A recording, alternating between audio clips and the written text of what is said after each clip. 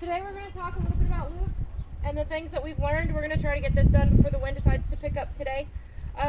So first off, we're going to talk about what kind of leash we like to use, what kind of tools have been used on him so far. So I started Luke in a prong collar.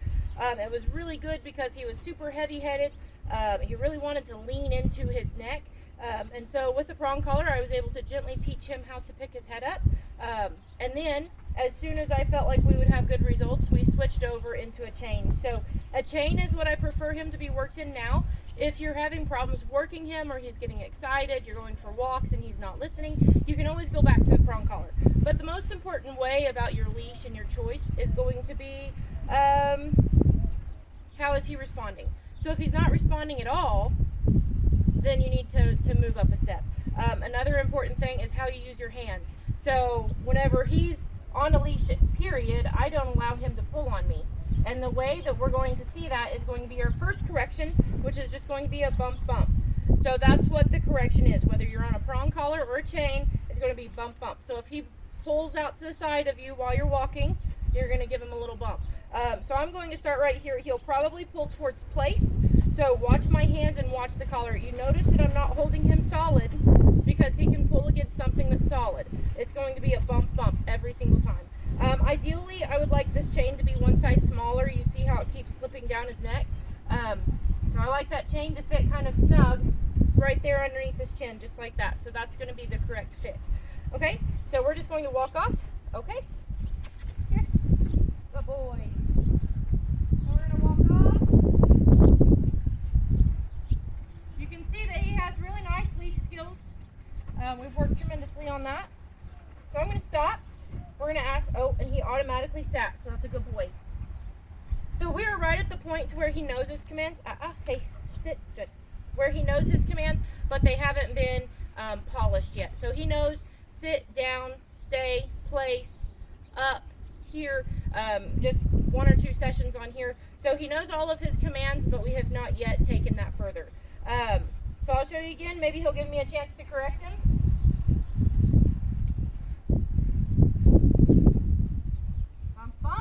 Just barely, because he was already with me. So if he goes out to the side here, bump, bump. You see how much he responds to that? So that's what we're looking for. We're looking for him to stay with us. I like dogs to be right here. Of course, that is personal preference. You can train a dog to be on your right side, on your left side. I train on the right because I feel like it is my job as a dog's handler to protect them, and that puts them out of the way of traffic. I'm always going to be between them and another person, therefore protecting my dog. So that's why dogs with me are trained on the right. So he knows sit.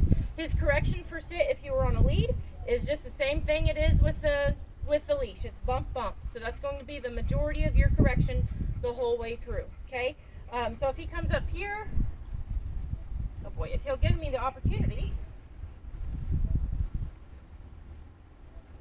He comes up here and he doesn't SIT, which he did. So he did very, very good. We've been working on that automatic sit, and he's doing a really good job. Good boy. Okay. So let's try a different command. So we're going to come up here and we're going to say down. Okay? Down. He didn't do it. So I'm going to go ahead and correct him this first time. Down. So I'm going to bump down a few times. If that doesn't work, I'm just going to step on his leash. Down and put a little bit of pressure on the back of his neck. You're not looking to really shove him down or pull him down. You're just looking for a little bit of pressure on the back of his neck, and that's going to be the cue for him to go down. So how we start that is we start by lowering his head. So we put a little bit of pressure on the back of his neck, and every single time he lowers his head, we give. And then walk him in a circle and do the same thing. Put a little bit of pressure on his neck. Whenever he lowers his head, we give until he is laying all the way down on the ground. And it's really a very slow process, but one that he's picked up really well. It's also one that I think that you will probably have to correct him on a few times. You'll have to go through these steps in order to get a finished and polished dog. He's a very smart dog. He's been a lot of fun, so I've really enjoyed having him. Luke, good boy. Good. So we're going to do down again. See if he'll do it on his own. Luke, down. Down. So you hear me use my corrections? Down. Good. Good. Good boy. He also knows stay. So stay, I draw the line and I back away. He has short stays right now, 15 seconds thereabout, and still very distracted. So I wouldn't take him to the park and ask him to stay right now. I would work on this at home and then maybe in an enclosed area, Tractor Supply, work on getting to the end of the aisle and kind of build this stay command. So I'm going to reiterate it, stay, to make sure that he doesn't follow me. And then he's going to get rewarded. Good boy. Good boy. Yes, sir. Yes, sir. Good boy. Okay, I'm going to fix my toy. Oh, he wants belly scratches. Okay. Good boy. Good dog. Okay, he also knows place. Here, place. Good. Okay, so at this point, he'd made a good decision there. So I'm going to pet him. Good boy. Yes. Good boy. Okay, so I'm going to tell him stay. I'm going to reiterate it since he kind of forgot there for a second.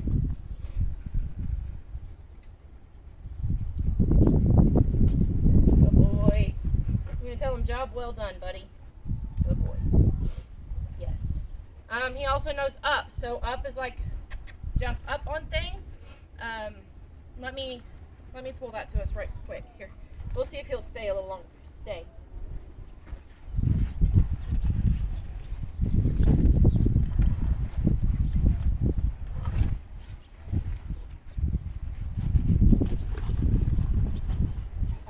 Stay.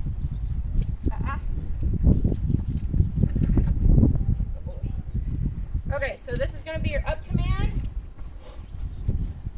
Here. Up. Good. So, hey. Stay. Another thing that I need to tell you about stay is that right now he's at a physical release. So you have to pet him in order to release him, okay? So I'm going to go to him. I'm going to pet him really good, tell him he did a good job, and then pick him up and take him off. He's not yet to where you can call his name and bring him off of stay. Okay. Okay. Good boy. So up, you just pretty much point to it, up. Point to it and put him in. He's not quite to the back of the pickup stage. He definitely has the athletic ability to do that. But that's kind of where we're at in the training. He also has wait at doors. And what you do there is you just walk up to a door, you tell him to wait, you open the door. If he goes to make a move through the door, then you're going to say which is your verbal correction, and you're just going to gently shut the door in front of him. So you'll open the door, say wait, and then whenever you want him to come through, you say okay, and that's going to be his release word to go ahead and come in the door. And that's going to keep him from getting real pushy through the doors. So anyways, that's kind of where we're at with Luke. And we're sure going to miss him in our program. Stay.